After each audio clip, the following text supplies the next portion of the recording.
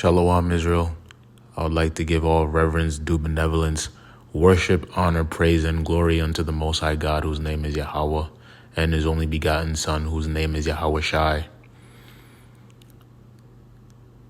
I like to direct my exhortations toward those of you who may be rather new to the faith and the knowledge of your heritage according to the scriptures. Be it that if your father considers himself to be Black, Hispanic, or Native American, that you are an Israelite according to the Bible, the true Israelites, and that your identity has been stripped from you and you've been lied to your entire life to believe that you're worthless and nothing but the scum of the earth. If you're waking up, as is prophesied in the scriptures, what happened during this time period in the world's history, and your spirit is moved to start keeping the commandments, you may be overwhelmed by the amount of commands that we are to keep, and you may not know where to start. I've published a couple videos so far which have outlined great ways in which you can get the ball rolling today from the time that you may be watching this video or one of those videos. You have to start somewhere. So it's good to increase gradually and see the Spirit work within you. But if you're at a point where you're fully sold as you should be, and as is ought to be, because it is the unerring truth that you are the children of the Most High God of all the earth and his only begotten Son, Yahweh Shai Mashiach. And let's say you've already started keeping some commandments, like you may be keeping the Shabbat, so you're no longer going out on Friday nights and spending money or cooking on the Sabbath. Or you may be someone who likes to go shopping a lot and you no longer wantonly buy clothes, but you look at the tags and you make sure that all your stuff is 100% cotton, 100% polyester, 100% wool. If you're starting to keep these commandments, then a great place to segue to keep your mind sharp is to meditate upon the commandments that forbid sins unto death. And this is very important because while rebellion is as the sin of witchcraft, as it tells us in the scriptures, and that a man who offends the law in one point offends in all, there are certain transgressions that we can commit that are far more grievous and hold far more weight when it comes to the judgment that can be pronounced upon our lives. There are certain sins that we can commit that come with death sentences. The Lord's mercy is great, and ultimately judgment lies with him and his only begotten Son. But again, once you have the Holy Spirit commune with you and start working with you as you start working with it, you have to take great heed to and be very diligent that you don't transgress the sins that are unto death. You can find the bulk of them in a couple chapters, which I'll go over. I'll start in the book of Exodus, chapter 21, and verse number 15. It says, "And he that smiteth his father or his mother shall be surely put to death." And I'm going to jump down to verse number 17. Exodus chapter 21 and verse 17, it says, "And he that curseth his father or his mother shall surely be put to death." So this is a everyday situation that could happen in anybody's life, whether or not you still live with your parents. Fights happen. People get into verbal arguments. People get into physical arguments, physical dust-ups, disputations. But when it comes to our mother and our father, it doesn't matter what happens, quite literally. We are in no wise supposed to put our hands upon our parents, nor are we supposed to curse them. So if you're in an argument with your mother, for example, because you heard her gossiping to one of your aunts, airing out your dirty laundry. Yes, she's in the transgression because she's bearing tales, which it forbids us in the book of Leviticus chapter 19. But you can't go and then start railing upon your mother saying, oh, why are you telling my aunt the things that I told you in confidence, in secret? I don't like that. And then she'll come back and say, that's my sister. I can speak to her about whatever it is I want to speak to her about. That's none of your business. And then you come back, and now next thing you know, you start throwing insults at one another. According to the commandments, if you insult your mother and curse her to her face, then you are to be put to death. And the same thing applies for if you're getting into it with your father. A lot of young men, a lot of our people, we have that rah-rah type of spirit. And you may have a father who, for one reason or another, gets under your skin. And as you're getting some hair on your members, you start to clap back at your pops. You can't go and curse your father and say something like, oh, I could take you, for example. Don't do that to me. I could take you. And then you curse him and you call him out of his name. Because that alone will get you put to death. And then, if for whatever reason you lay hands on your father, which we see depicted a lot in popular culture, movies and stuff like that, but this stuff happens behind closed doors, quiet as kept, then that transgresses Leviticus chapter 21 and 15 because you just smote your father. So you'll be put to death. You'll have that judgment put on you. When we were in Israel, before our people were taken into captivity in the trans-Saharan and transatlantic slave trades, after we were expelled from the Holy Land in 70 AD, after the great dispersion that was prophesied in Deuteronomy 28 and all throughout the prophets, we had judges and priests over our people. And so if a child would commit these transgressions to their parents, they will be brought unto the priests and unto the elders, and judgment would be pronounced. They would hear the cause, make sure that it came from the mouth of 2 or 3 witnesses, that there was reason for them to condemn one or the other. And if the child was found guilty, they get stoned. It's like that. We live in a time now where all types of chaos can ensue, but back in those times, we get put to death. Obviously, this won't take place in this current time, but all of the Lord's commandments are verity and judgment. They are sure. They stand fast forever and ever, which it tells us in the book of Psalm 111. So take good heed to that. If you're someone who constantly gets into fights with your parents, this happens to a lot of us. You have to control your tongue. And if it comes to the worst and you think that things may get physical, you got to leave that situation. Do what you got to do.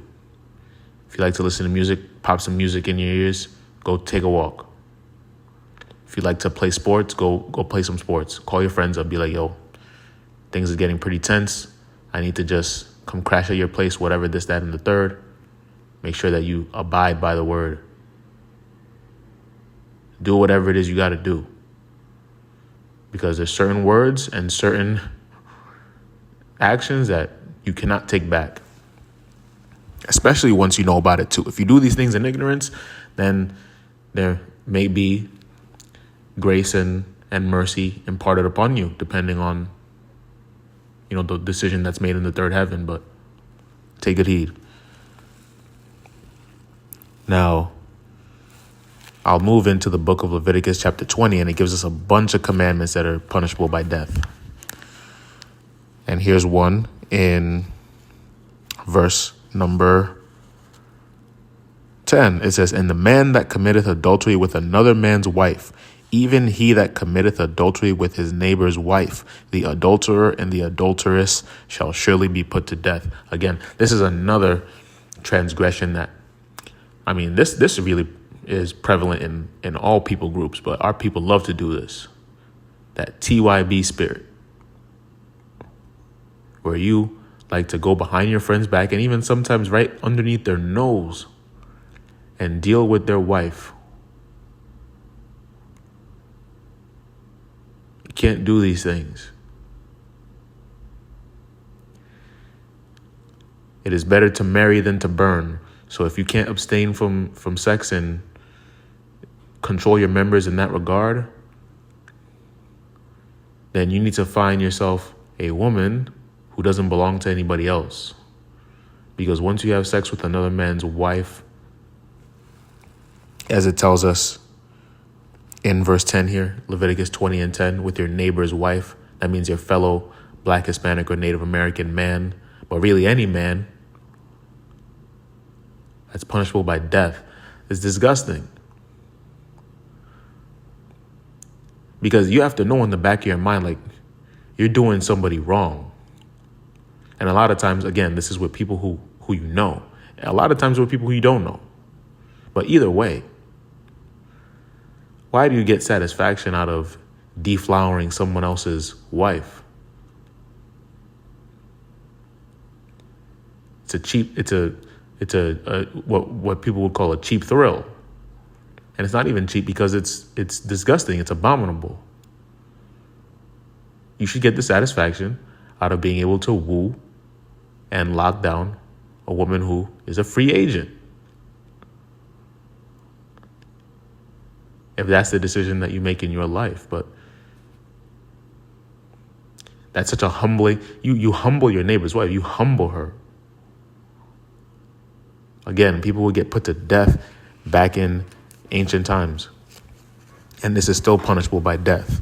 So if you start reading the scriptures, you start applying these things to your life, and you're someone who's got a lot of women in your phone, and you know that some of them have husbands, are in unions,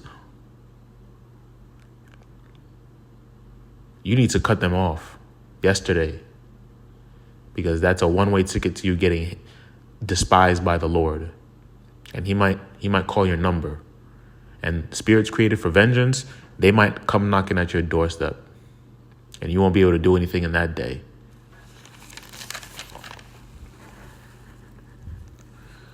Now, Leviticus 20 also deals with incestuous relationships, which again is disgusting. I'll just get verse number 12. It says, "And if a man lie with his daughter-in-law, both of them shall surely be put to death. They have wrought confusion. Their blood shall be upon them."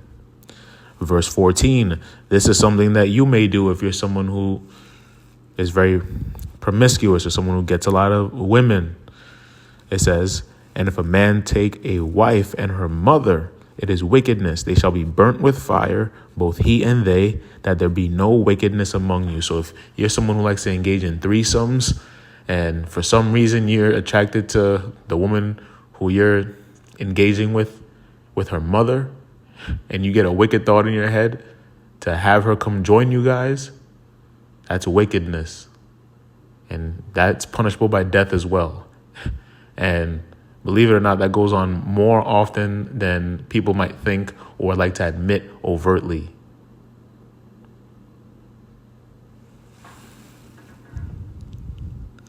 And the same thing in verse 15, it says, "And if a man lie with a beast, he shall surely be put to death, and he shall slay the beast."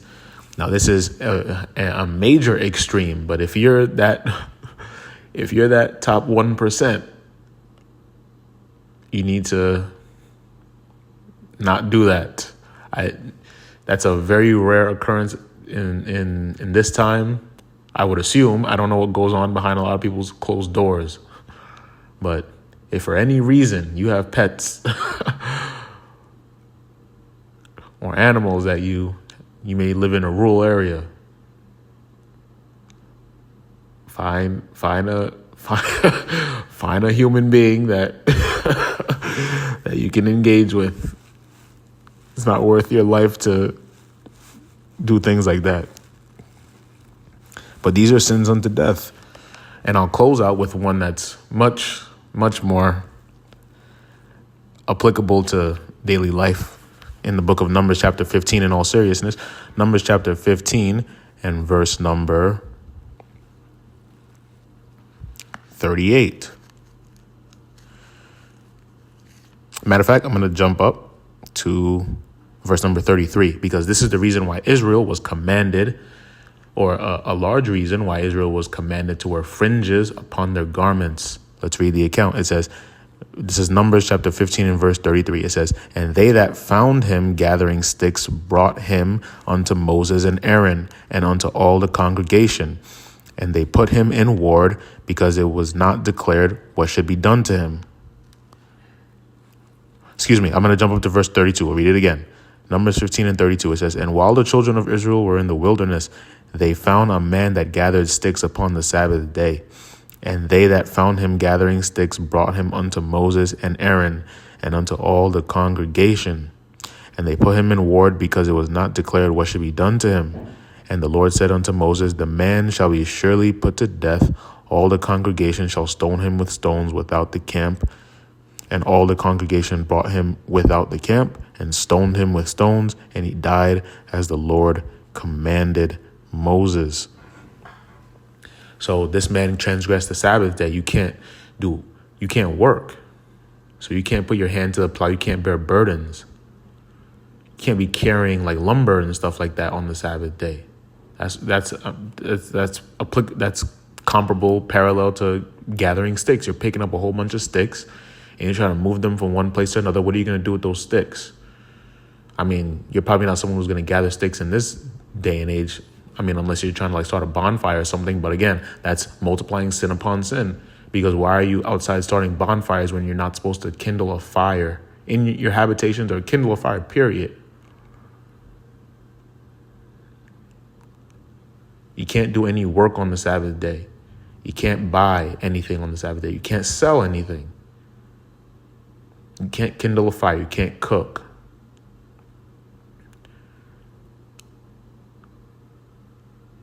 If you transgress the Sabbath day and you don't rest on that day, then that's a sin punishable unto death. The Sabbath is from Friday at sundown to Saturday at sundown, the seventh day of the week.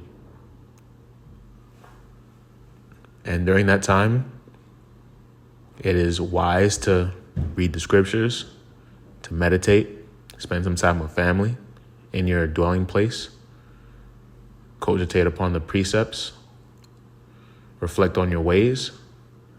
You could take some naps, eat your favorite foods. Make sure that your foods are cold, though. Abstain from your pleasures, like watching your favorite movies or just bumping music all day. If it's not centered around the Lord, then you shouldn't really be doing that on the Sabbath day. Read the scriptures, study history. You can take secular history and world history and see how they contrast, how they juxtapose with one another. That's how you increase your understanding. There's a world of knowledge to be had out here, which it tells us in Daniel chapter 12. Many shall run to and fro, and knowledge shall be increased. That's talking about this time. So if you have a computer at your disposal, smartphone, you got an iPhone, you got a Galaxy phone, whatever it is you got, there's no reason for you to be just bored lounging on the Sabbath day. Go learn about wars in history. Go learn about archaeology. Go learn about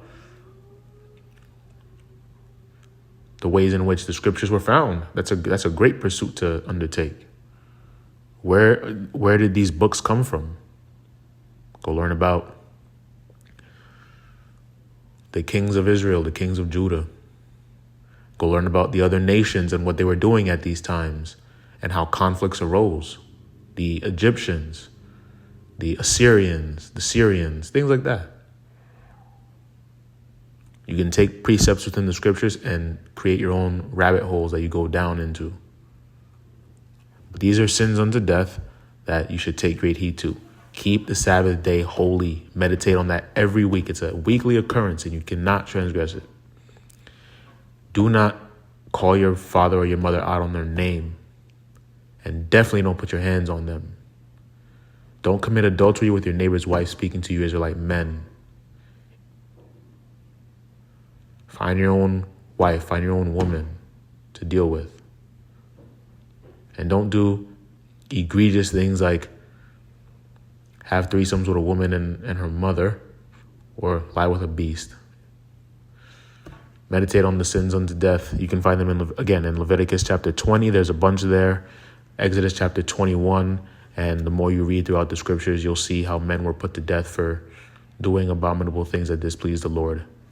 Increase in the faith, increase in the spirit, increase in righteousness. With that, I say shalom, Israel. Shalom.